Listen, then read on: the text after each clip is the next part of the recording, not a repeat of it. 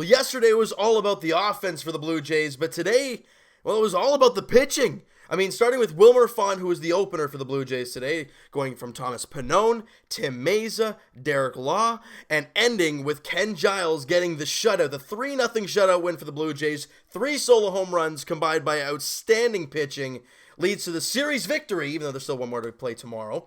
They win the series, at least they've won the first 2 at least, and the Jays are now 51-72 on the year, still absolutely awful, but you've noticed over the last few months they have really started to turn things around. But let's start right at the beginning here with this ball game. You know, it started in the bottom of the second inning where birthday boy Randall Grichuk comes up and gets a fastball in the inner half, and this guy's bat speed, I don't know, he's making a few adjustments at the plate, we've noticed, and he turned on this fastball, 96-mile-an-hour fastball in the inner half. Not easy to turn around. He does it. He crushes it to center field. His 22nd home run of the year, putting the Jays up 1-0 early.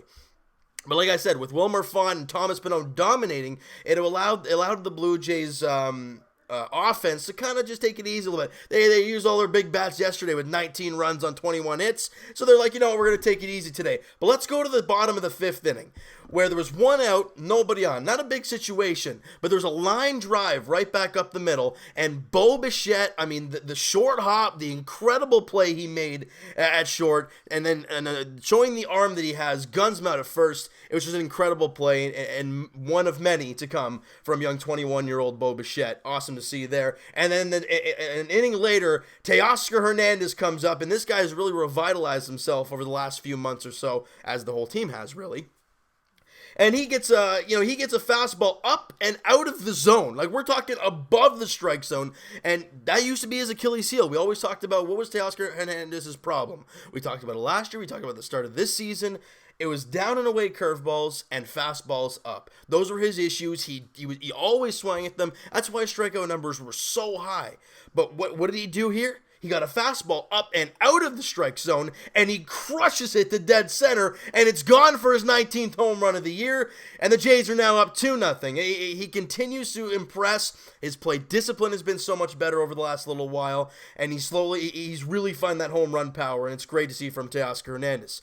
And in the same inning, back-to-back, may I add, Billy McKinney comes up, and he gets a first pitch slider. You hangy, he bangy, and you don't want to do that. He gets a slider over the middle of the plate, and Billy McKinney crushes it to right field, and it's a solo shot, his 9th home run of the year, putting the Jays up 3-0, and heck, they were doing just fine up 1-0, so 3-0 is just that much easier. And what an amazing job by the pitching staff today. Wilmer Font, as we've seen a lot lately, he went 2 innings, gave up 1 hit, didn't allow a run, walked a couple batters, had a bases loaded situation in the first, but was able to get out of it, got a big strikeout to end the first. Then in the second clean inning, ended up with a couple strikeouts in his 2 innings of work, and he has been stellar for the Blue Jays. And everyone talking about how Shapiro and Atkins are terrible at making moves and everything. Wilmer Font was picked up for cash considerations earlier in the year. Is anybody complaining about that? Not really. Not at all. You know, and Thomas Pannone, he came in as the guy relieving Wilmer Font after the 2 innings. Excuse me. And he was stellar. After the last outing he had against the Yankees, where he didn't get out of the second inning, he was just rocked all over the place. Facing a team who's not as good in the Texas Rangers, he does fantastic. He goes 4 innings, gave up 2 hits, didn't allow a run, walked 2, and struck out 3. Thomas Pannone was stellar in the game today, and it's exactly what you needed to see, right? And Tim Meza comes out, and he's been struggling over the last little bit, but he did a clean inning, gave up a hit, struck out 2 guys, good job by him. And Derek Law, I don't know what the heck has turned this guy's season around. He brought over in the Kevin Pillar trade early in the season, and his numbers over there to start the year in San Francisco weren't good at all. And even his numbers for the Blue Jays for the first few months were terrible.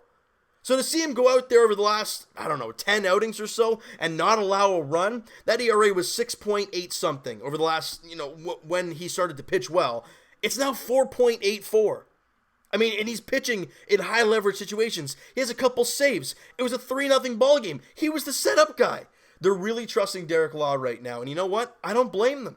He's pitching really well. And I got to say, it was awesome to see Ken Giles go out there in the bottom of the 9th inning, not allow a hit, walk the guy, but got a strikeout and got the save, his 16th save on the year, and have a clean inning. We haven't seen that in quite some time for Ken Giles, but it was great to see for one of the best closers in the ball game to get out there and put up a 0 for the Blue Jays in the bottom of the ninth. Let's go to the offense real quick. And the young guys who tore it up yesterday took a day off today. Bo Bichette was 0 for 3 in the ball game, but he walked once in this one. Kevin Biggio 0 for 3, but he walked as well. And Vladimir Guerrero Jr., the young stud for the Blue Jays, went 1 for 4 in the ball game. Again, they didn't have a very crazy game. And the Blue Jays offensively, they only had 6 hits, but they made them count. And the Blue Jays are showing over the last month or two that their home run power is really coming into shape. They're one of the best teams since like the middle of June when it comes to hitting home runs. And this team is 21 games under 500. Does that sound right? Not really, but it's really showing you how this team is turning everything around. Smoke was 1 for 3 in the ball game. Randall Grichuk on his birthday, 2 for 4 with an RBI, obviously on the home run that he had. And Hernandez and McKinney both 1 for with RBIs and all that because of their home runs as well. All right, and it was just an incredible ball game. And the finale of the series, guys, goes tomorrow. It's an afternoon game, actually. It's a 12:37 first pitch at Rogers Center. Sean Reid-Foley gets the ball for the Blue Jays, and he was spectacular in his last outing. Looks to continue on that really good roll. 23-year-old arm, pitching really well against some good teams. It's really good to see for Sean Reid-Foley. He's up against Colby Allard on the mound for the Texas Rangers there tomorrow afternoon, the finale. Could the Blue Jays get the sweep? I don't know. It's going to be cool. And for Blue Jay fans watching, I don't care if the Blue Jays and Rangers are battling at the bottom of the American League. It is so darn nice to watch the Jays beat the Rangers because of everything that has happened over the years, from the Bautista bat flip to Odor punching Bautista in the face the year after, to us going in as a wild card team to face them in the playoffs, them winning the division looking like the favorite out in 3 games. We crunched them pretty damn good. So no matter who you're facing, no matter what pitcher, I know they're pretty much totally different teams, except for Odor, who continues to get booed at Rogers Center, which I absolutely love it. It's nice to see the Jays beat the Rangers because it just sounds right, because it's happened a lot, and I love it. All right, so let's get to the minor leagues here real quick, and I have written down a few guys that really jumped out to me as really good outings today. All right, we're gonna start at AAA.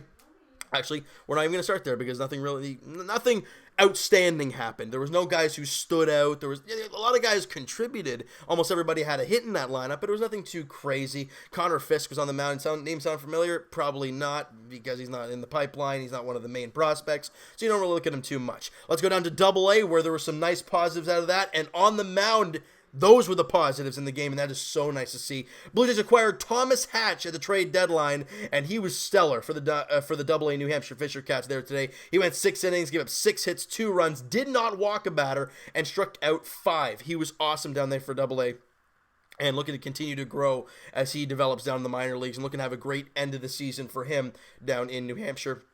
And obviously, we talked about it yesterday. New Hampshire had a rainout game yesterday, so they had a doubleheader there today. And Joey Murray was the other guy on the mound for the AA New Hampshire Fisher Cats. And he went 5 innings, he got 2 hits, 1 run. He walked 4, but he struck out 8. And for a guy who, he wasn't really on anybody's radar, but he's clearly gone onto mine.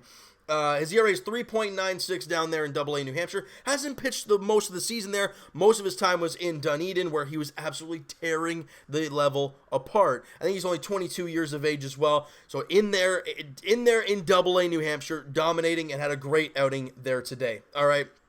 And in Advanced A, they're not a great, nothing really pitching wise that we look at and say, man, that was a great performance. But offensively, there was a few good performances. Reggie Pruitt, a guy who was brought up from Lansing, I'd say a couple weeks ago to a month ago. He had a great ball game. He was 2 for 4 in the ball game with an RBI, scored 2 runs, and also walked once. And Nick Podcool, again, another guy brought up from Lansing not too long ago. He was 2 for 3 with 3 runs scored, an RBI, and a walk. These are 2 guys that, again, maybe not on all of our radars when it comes to young guys, but continuing to grow at a consistent basis. And on the mound, Kyle Johnston, the reason he didn't have a great outing, but the reason I brought him up is because he was one of the guys acquired at the trade deadline by the Toronto Blue Jays. And he went 5 innings, he had 3 hits, 3 runs, he walked 7, so not very good in that sense, but he struck out 3 guys in that job he did there. So going down to Bluefield. And I guess Lansing didn't play today. And Bluefield, Miguel Geraldo, the young infielder, was stellar once again. This guy's been incredible. I think he's going to be a guy you're going to see in Lansing next year. It's going to be really exciting because there's a lot of great young infielders coming up for the Blue Jays. Guys like Jordan Groshans, Miguel Geraldo, Leonardo Jimenez, the guy I have to talk about.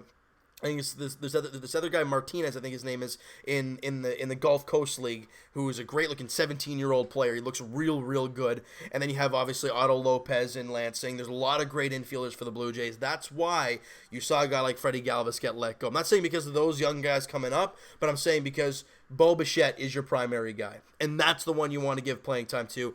Where Freddie Galvis does deserve time, but he just wasn't going to get it here.